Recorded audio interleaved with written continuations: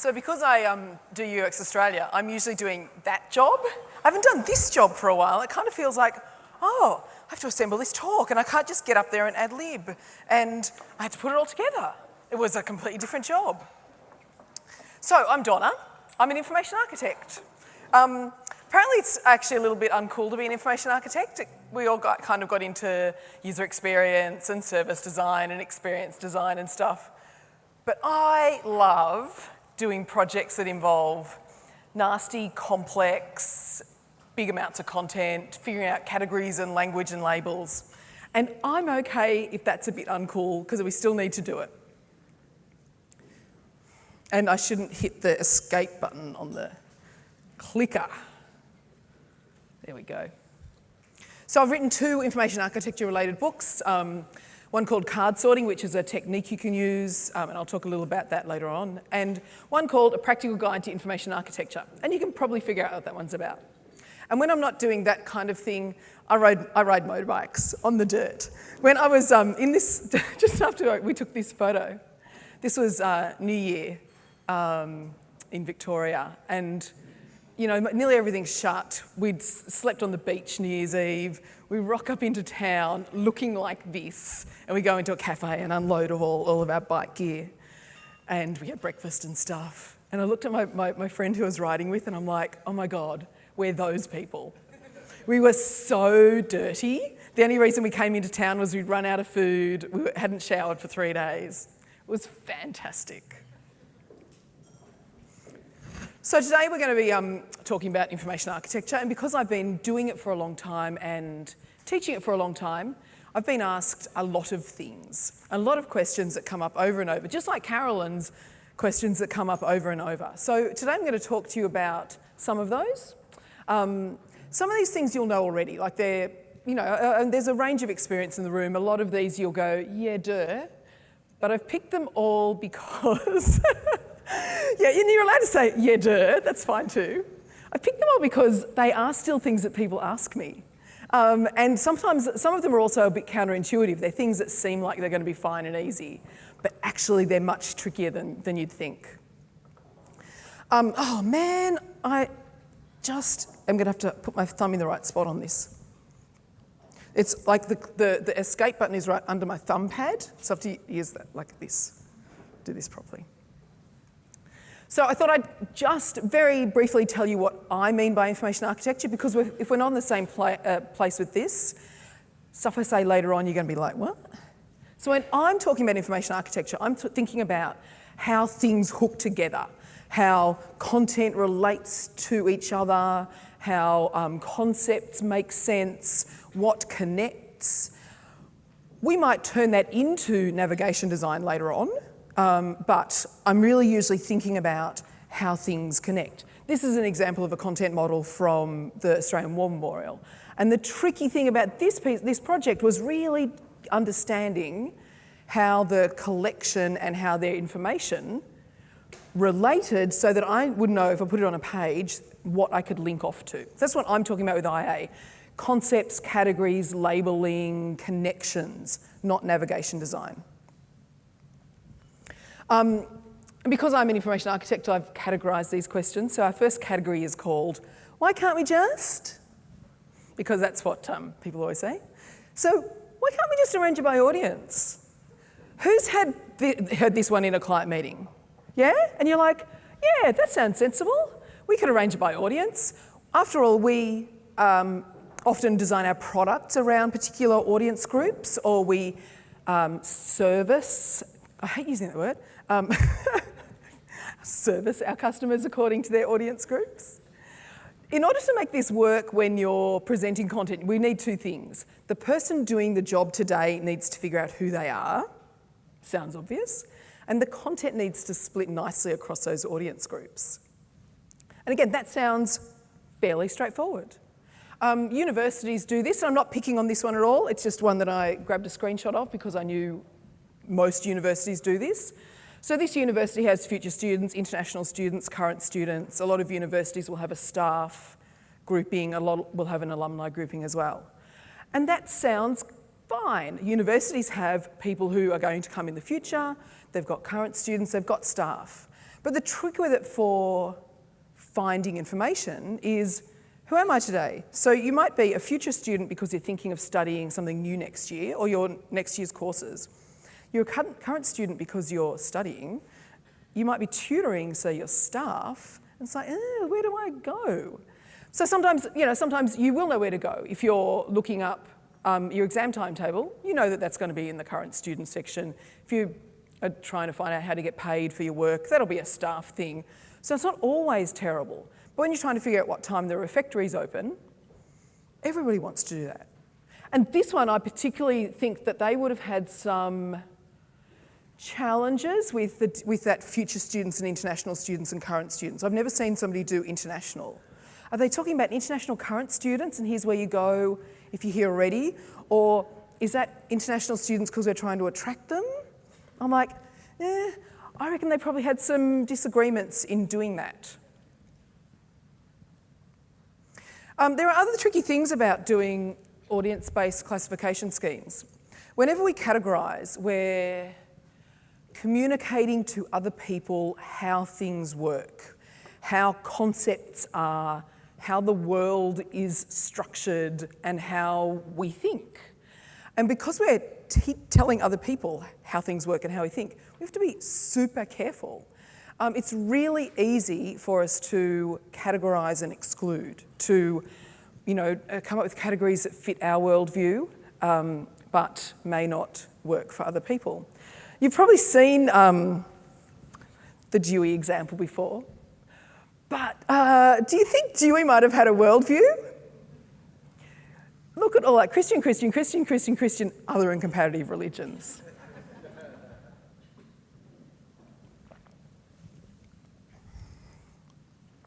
It's also really easy to exclude when you do something like a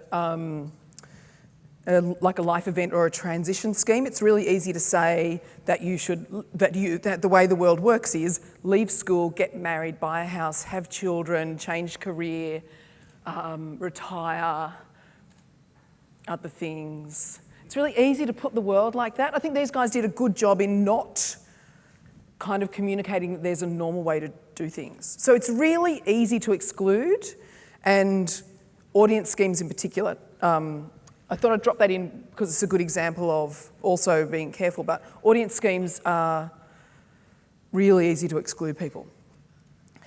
The last trickiness of an audience scheme is you have to be careful whether you're describing a list of the audience or information for, which means I've given this one away already, but let me just show you through what they've done. And of course, it's a CHI conference, Computer-Human Interaction. They should know better than this. But their top navigation is attending, authors, sponsors, recruiters, exhibitors, organisers and press. Big fat audience scheme up there except for the weirdness of attending. So when I came to this website to see what was on the CHI program, I'm like, where's the program? What do you think the program is? By exclusion, you can say it's under attending. When I looked at this first, I went, okay, so that's a list of the authors because it's an academic paper-based conference. And that must be a list of the people who are sponsoring and a list of the recruiters who'll be there. No, that's not what it is. It's actually information for authors, information for sponsors, information for recruiters. It's like, when I clicked in, I went, oh wow, this is just like the best bad example ever. So of course, I put it in my book with, big green picture. I don't like picking on people, but when it is people who should know better, I can be a little picky. So our next, why can't we just arrange it by format? Which I don't think anybody actually says that. I don't think that's actually really a frequently asked question of IA. I think what happens with this one is, we've got content and we've got some things and let's just slap it up. So this is the Bunnings website from about 3 years ago. And I knew they had quite good how-to videos and stuff. So I'm needing to put cornicing up in my house, put the thing up with plaster, and I was being a handyman. And I thought they would probably have some good information. But here I am with books and planners, brochures, calculators, kitchen planner, laundry planner, workshops, videos. I'm like, really? Where do I start? I want to know how to do the cornicing. Okay, I'm just going to have to click through each of those things. I was quite excited when I looked at it to take a screenshot the other day and realised that they've swapped around to doing it by topic, which is exactly right. If I want to do the cornices or sand my deck or find a Father's Day crafty gift for my kids to make, much, much easier. But then I was sad when I was looking up I was writing some university coursework last week about accessibility. Like, surely Vision Australia will have like some basic articles on basic what is accessibility. No, I've got to do legislation and guidelines, tools, tip sheets and white papers, and a blog. And I'm like, I'm not going to dig through that. I had a chance to promote their work for a university course, and I just was not going to dig right through it. So I went to look at Derek Featherstone's site, who some of you might know him. He's a Canadian, and he's over here a lot for various conferences like Webstock. And he at least did it. So there's a category there of understanding accessibility, design development, content. I was like, yay, go Derek. So of course, he gets the uni cred now. This one makes me cringe. This one I really have had project managers say, or business development managers say, why can't we just pour the IA in later? And when they do that, did you just go, ouch? I know. When they do that, I'm like, what does that even mean? Does that mean that they think that the work that I'm specialist in, that they're trying to engage me as a specialist, that the thing I do is put words on their navigation boxes? Is that what I do? I don't know. So I usually go, yeah, no, that's not right. But, without just it being precious, let me explain why this is impossible. This is an example of a content model for the conference I run.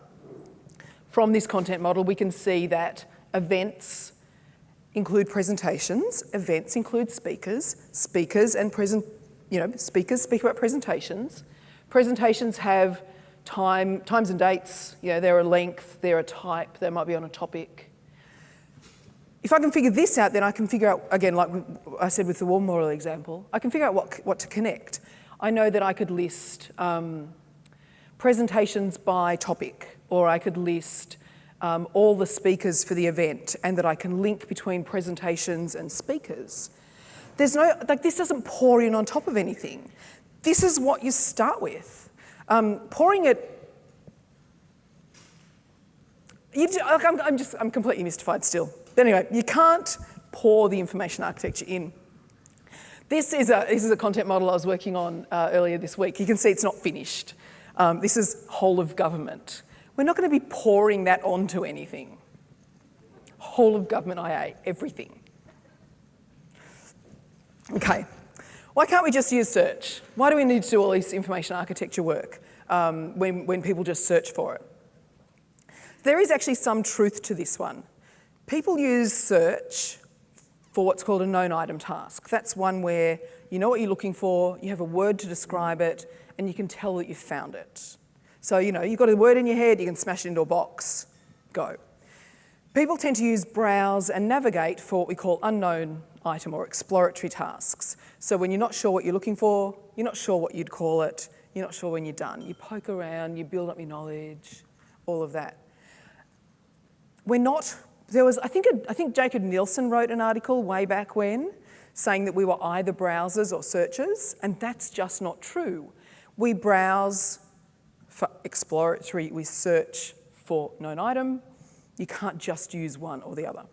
So if I go to a grocery store, if I need coffee beans, I know what it is, I know how to spell it, I can put it in the box, I can return a list of coffee beans. That's an example of a known item task. If my task is choose cheese because I've got friends coming over or I just like cheese, I'm more likely to browse for that. I'm more likely to say, show me what's there. Let me poke around in that. So it's not just, we can't just use search. And even then, even if I searched for cheese and I got all the cheese in the supermarket, I'm going to need some post-search IA, some post-search filtering to refine that list. So just can't do it. The only caveat to this is that as Google gets better at at helping people find what they want, even if they smash in random words like I always do. How do I blah, blah, blah, blah, blah, blah, blah. I don't know why I'm doing this. I know that the how do I is kind of irrelevant, but I just keep doing it. I can't train myself out of writing weird sentences into Google. So as Google does better, people get more used to search working for them. So they will search more. Like we are heading in that kind of direction. But it doesn't apply to things like on-site search. So if you have an intranet or a website with search on it, people will choose to use it depending on their experience. If in the past it has been terrible, they will browse. If in the past it's been quite good, they might search. So there was a caveat to that one. Why can't we just order it by alphabet? Who's had this argument? Yeah. Oh God. This one's really hard when people just think, oh well, I'll just do it alphabetically, it works, and blah, blah, blah. It's hard to convince them. Alphabetical order is very, very good for those known item tasks. When you're looking on ABC iView to find out if they've got repeats of Doctor Who, it's really easy to go D for Doctor Who and find it in an A to Z list. Anything where you're looking for, again, that word and you can match the word to the list is great. You might now think, well, why wouldn't you search for that? Sometimes you don't know how to spell. Something that I learned from working on a grocery store for a fair while is nobody can spell avocado. If they had an A to Z list of fruit and veg, it'd be way easier. Everybody gets all the A's and O's in the wrong spots. But you can't use A to Z in things like navigation. When we look at a list of things, and this is kind of one of those subconscious things we do, we assume there's some meaning to them. So kind of mostly we think that the things at the beginning of a list are more important than the things at the end of the list, and we might have put some things together that kind of make sense to go together. So this is the Oxfam store, and you can see that we put home decor up front. That's because for them, it's what they're known for, it's what they, like I said, kind of prime products, it's what they have most of. So we put it there. I'm actually not sure why music and toys got second, because it's actually a really small category. I didn't do that. I'm sure I had home decor, kitchen, food and drink. I'm not sure why they did that, but at least there's some ordering in there. They might have decided that to put it there because it's kind of like homey stuff. So sometimes if you're doing things like usability testing, your participants might actually say to you, oh God, I wish you'd just order it by alphabet. You're not allowed to listen to them. The thing that's going on there, I usability test, I listen to my participants. I'm not that bad. The thing that is happening is you have asked them to do a task. You might have asked them to look for cheese for a party. So there's a word in their head. You've turned it into a known item task almost by default. So what are they doing with known item task? They're scanning and they're saying, I wish you would just make this easier for me. You've told me to buy cheese and I just want to look for C. That's not what they do for real. Their task on the Oxfam store is buy a gift for my mother-in-law, not buy a throw. So that's why you have to be careful with that with usability testing and with listening to people when they say, I wish it was in alphabetical order. You should also listen and see like whether you feel I'm right or wrong with that one, because for your context I might be wrong. But a lot of time it's not what you want to do. So even though I called this talk the FAQ of IA, I couldn't make them all questions. So this second category is just other. So I've got an other category of categories. Other illogical best practices.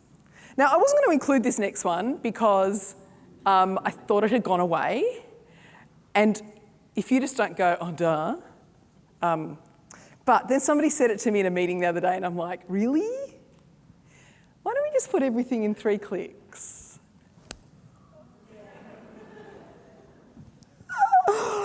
God. Don't you just go, 3 clicks from where?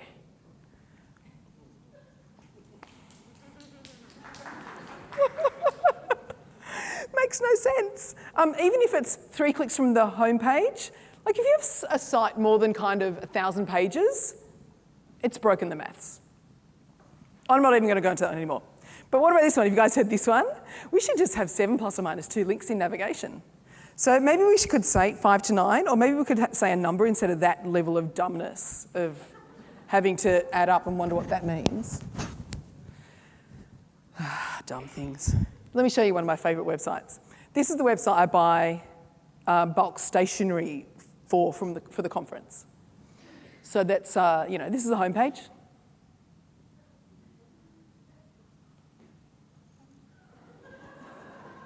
We're only down to T. I love this site. It's awesome. The reason it's awesome is because it's not this. When I go to, they didn't try to smash everything into 7 categories like Officeworks did. When I go to my stationery site and I need to buy Post-it notes, I can go on this one just to P. Post-it flags and paper markers. P for Post-its, easy, known item task.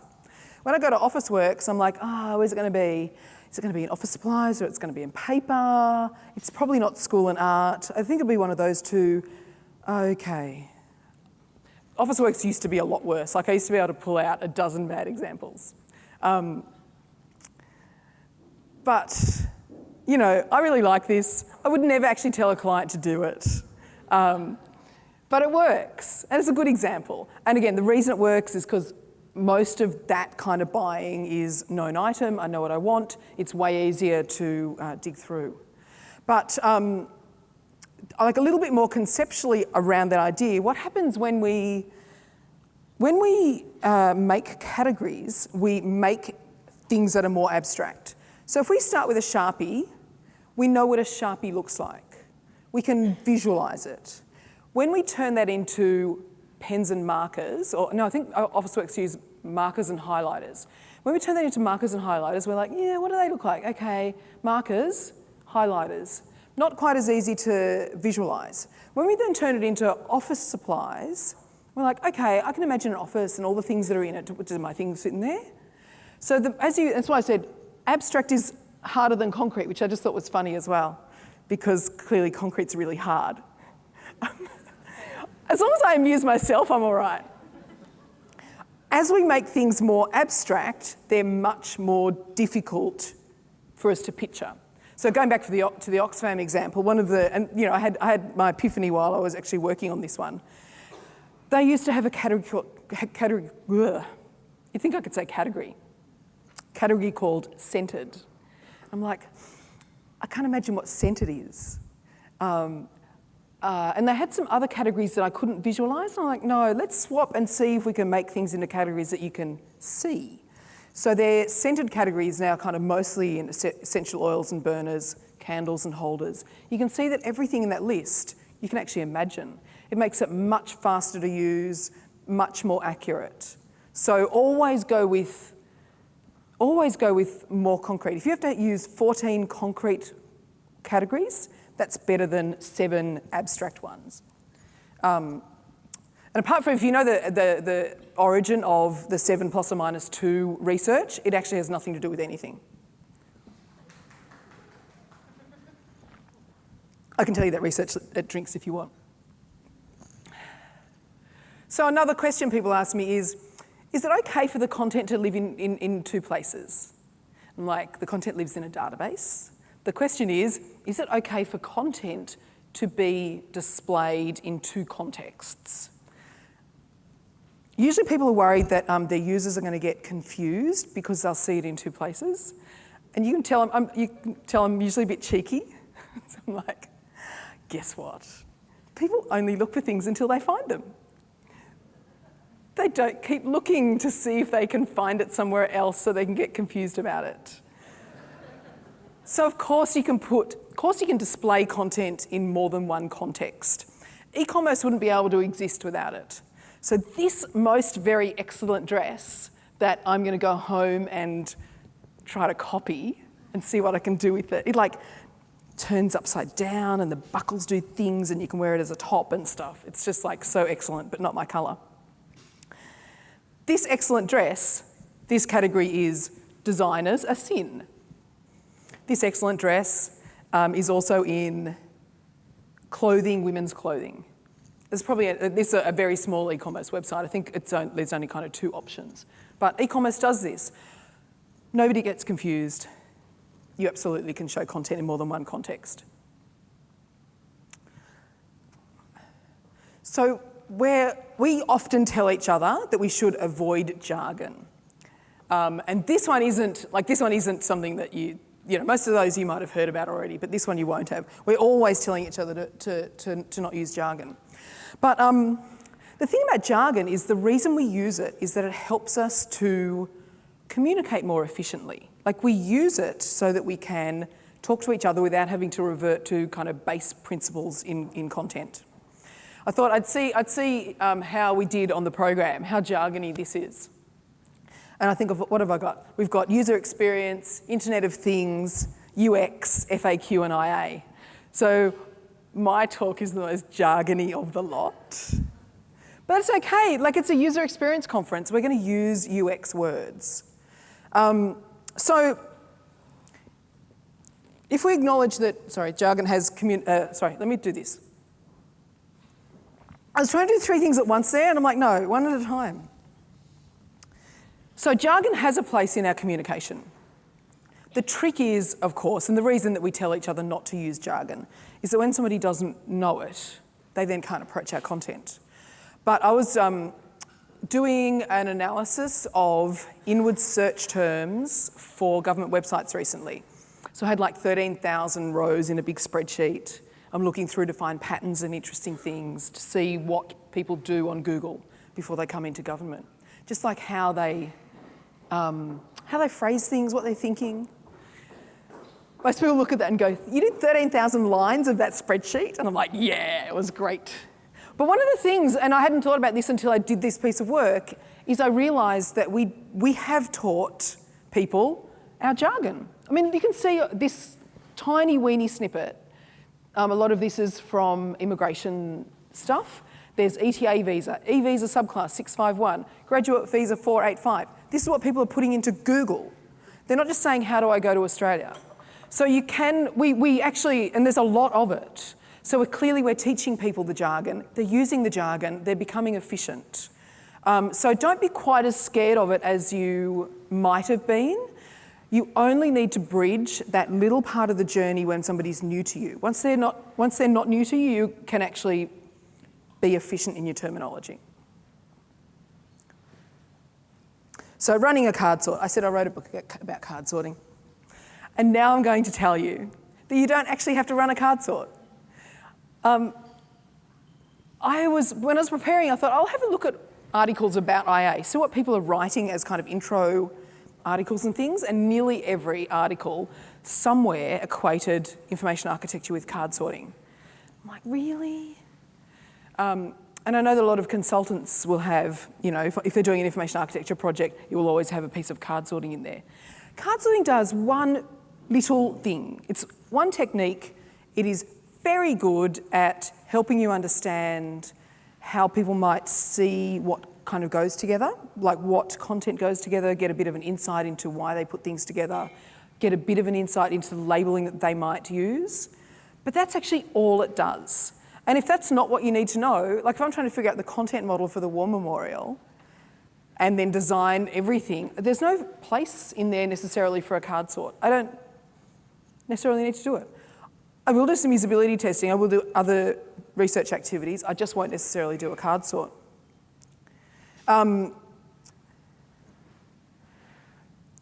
This is an example that I did for, the Australian government has a new digital service standard, set of rules for designing websites, and I did the IA for that content. And I wasn't going to run a card sort, but I was listening to the user research they'd done, and they said that there'd be further activities, and I'm like, okay, I'll run a card sort. And I didn't learn a lot from it. I learned a couple of little things. I learned that accessibility is a nice, strong concept. People all understood what that was. I learned that design is a weird, loose, floppy concept. I learned that usability testing was actually, like, I think of usability testing as a technique. Put people in a chair, get them to do the things. In this card sort, lots of people put all kinds of user-centered design stuff and then called it usability testing. And I thought that was interesting. But that's kind of what I got out of it. I didn't then go, the users want to have a category of case studies and the users want to have a category of service design. But that's how I usually hear people reporting it back. So it's good for some things, but it's not mandatory.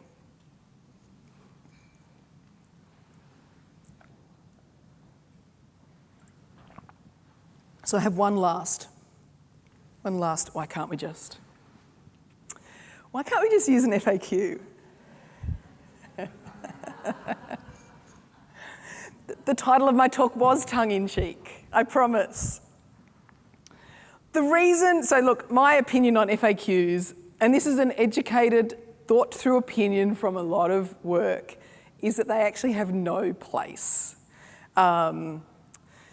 In very small situations, it might be handy to put the things that people are asking a lot in their face on the homepage or somewhere where they're landing, so they can stop asking you those things.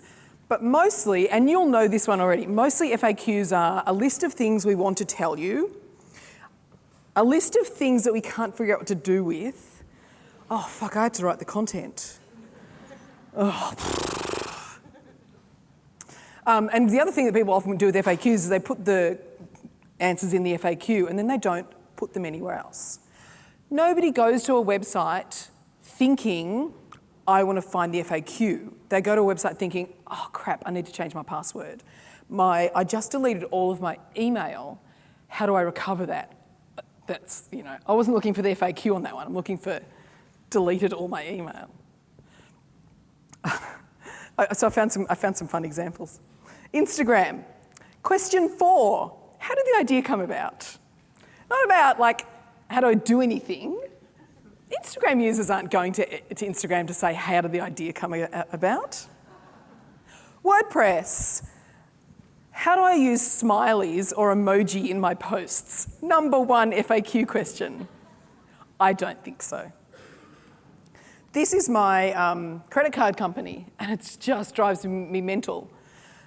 So the other thing about when you write a question, when you write an FAQ and then you write all your headings question style, questions are harder to interpret and take longer than statements. So here we've got, how can I change my Woolworths Money online password? How do I view my account information?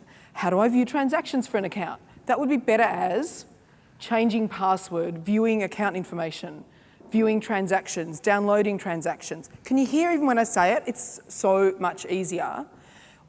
When you're scanning it on a page, it's exactly the same as listening to me stumble through those questions. So questions as headings are bad anyway. Questions as headings in a FAQ are bad.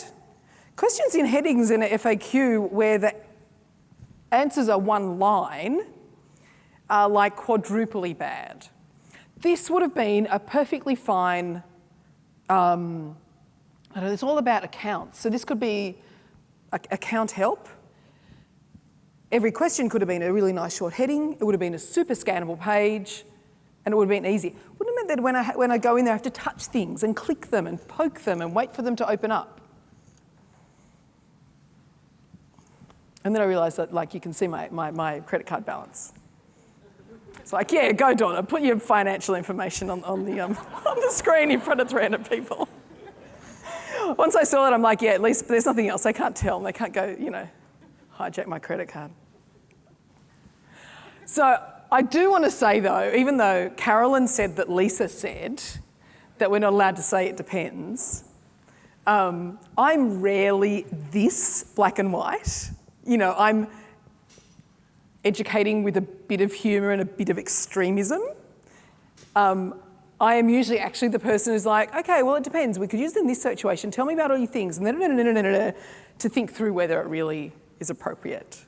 So for all those things I've just told you, you might still want to do them. You might think that 7 categories is fine. You might think that 3 clicks is fine. Please do use jargon where you need. But use it for your context, not just me being extreme. And that's all. Thank you.